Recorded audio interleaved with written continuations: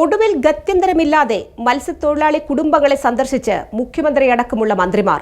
കൊല്ലം നീണ്ടകരയിലും വിഴിഞ്ഞത്തും മുതലപ്പൊഴിയിലുമാണ് മന്ത്രിമാരടക്കമുള്ള ജനപ്രതിനിധികൾ സന്ദർശിച്ചത്. മത്സ്യത്തൊഴിലാളികളെ കാണാതായി 11 ദിവസങ്ങൾ പിന്നിടുമ്പോഴാണ് മന്ത്രിമാരുടെ വൈകിയെത്തിയ സന്ദർശനം. തീരത്തെ കണ്ണീരിൽ കണ്ണു തുറന്ന് ഭരണകൂടം.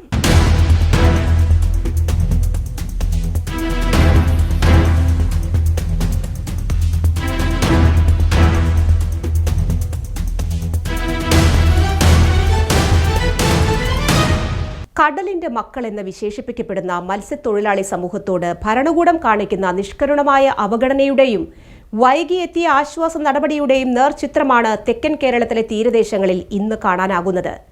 കൊല്ലം നീണ്ടകരയിൽ കടലിൽ കാണാതായ ഗൗതം കൃഷ്ണയുടെയും വിഴിഞ്ഞത്ത് കടലിൽ കാണാതായ ജോണിന്റെയും മുതലപ്പൊഴിയിൽ കാണാതായ ഷിജിന്റെയും ദുരന്തങ്ങൾ തീരദേശത്തെ വീണ്ടും വിറങ്ങലിപ്പിച്ചു.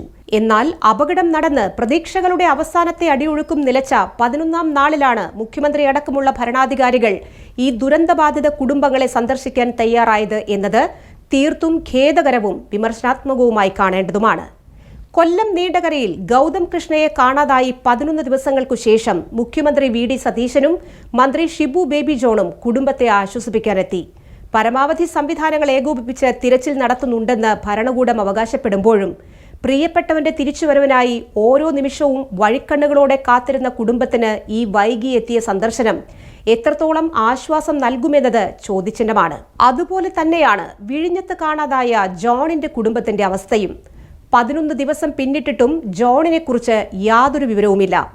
ആഭ്യന്തരമന്ത്രി രമേശ് ചെന്നിത്തലയും ഫിഷറീസ് മന്ത്രി വി എ അബ്ദുൽ ഗഫൂറും കോവളം MLA എം വിൻസെന്റും ജോണിന്റെ വീട്ടിലെത്തി കുടുംബത്തെ സന്ദർശിക്കുകയും തുടർന്ന് അപകട മേഖലയായ മുതലപ്പൊഴിയിലെത്തി ഷിജിന്റെ കുടുംബത്തെ ആശ്വസിപ്പിക്കുകയും ചെയ്തു. തീരദേശത്ത് ശക്തമായ ജനരോഷവും പ്രക്ഷോഭങ്ങളും അണപൊട്ടിയൊഴുകിയതിനു ശേഷം മാത്രമാണ് മന്ത്രിമാർ ഈ കുടുംബങ്ങളുടെ പടിവാതിൽക്കൽ എത്താൻ തയ്യാറായത് എന്നത് ഭരണകൂടത്തിന്റെ ദാക്ഷിണ്യമില്ലാത്ത സമീപനത്തിലേക്കാണ് വിരൽ ചൂണ്ടുന്നത്.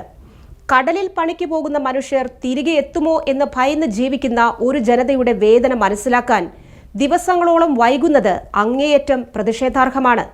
അപകടങ്ങൾ സംഭവിക്കുമ്പോൾ മാത്രം താൽക്കാലിക ആശ്വാസ വാക്കുകളുമായി എത്തുന്നതിന് പകരം രക്ഷാപ്രവർത്തനങ്ങൾ ആദ്യ നിമിഷം മുതൽ കാര്യക്ഷമമാക്കാനും ആധുനിക സജ്ജീകരണങ്ങൾ പ്രയോജനപ്പെടുത്താനും സർക്കാരിന് കഴിയുന്നില്ല. മുതലപ്പൊഴി പോലെയുള്ള പ്രദേശങ്ങൾ തുടർച്ചയായി അപകടക്കെണിയായി മാറിയിട്ടും ശാശ്വതമായൊരു പരിഹാരം കാണാൻ അധികാരികൾക്ക് സാധിച്ചിട്ടില്ല. ജനങ്ങളുടെ പ്രതിഷേധം ഭയന്നും ജനരോഷം തണുപ്പിക്കാനും വേണ്ടി മാത്രം നടത്തുന്ന ഇത്തരം വൈകിയെത്തിയ സന്ദർശനങ്ങൾ കേവലം രാഷ്ട്രീയ നാടകങ്ങളായി മാത്രമേ വിലയിരുത്താനാകൂ.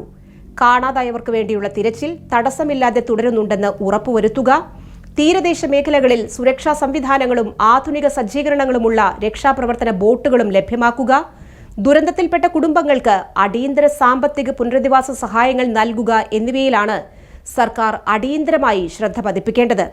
കണ്ണീരിലായ തീരദേശ ജനതയോടുള്ള യഥാർത്ഥ പ്രതിബദ്ധത തെളിയിക്കേണ്ടത് വെറും വാഗ്ദാനങ്ങളിലൂടെയല്ല, മറിച്ച് പ്രായോഗികവും കൃത്യസമയത്തുമുള്ളതുമായ നടപടികളിലൂടെയാണ്.